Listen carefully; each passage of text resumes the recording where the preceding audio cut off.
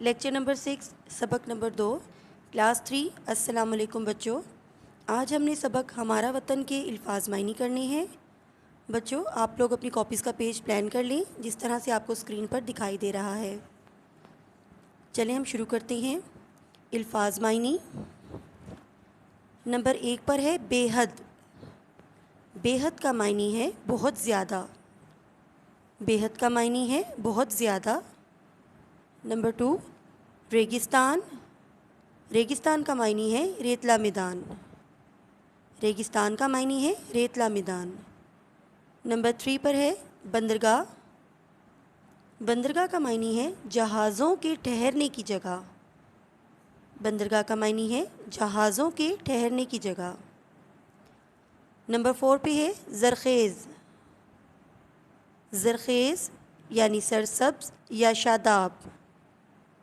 زرخیز کا معنی ہے سرسبز یا شاداب۔ نمبر 5 پر ہے گیہوں۔ گیہوں کا معنی ہے گندم یا کنک۔ گیہوں کہتے ہیں گندم یا کنک کو۔ نمبر 6 پر ہے خوب۔ خوب کا معنی ہے عمدہ یا خوبصورت۔ خوب کا معنی ہے عمدہ یا خوبصورت۔ بچوں آج ہم نے الفاظ معنی کیے ہیں، آپ لوگ اس کے بعد اینڈنگ لائن ڈرا کر دیں۔ اس کے ساتھ ساتھ ہم نے ہمارا وطن کی املا بھی کرنی ہے۔ میں اس کو ایک دفعہ دہرا رہی ہوں، آپ غور سے سنیں۔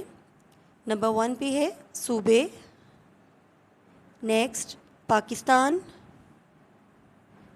پاکستان، نیکسٹ کتابیں، کتابیں، نیکسٹ کوئلہ، کوئلہ،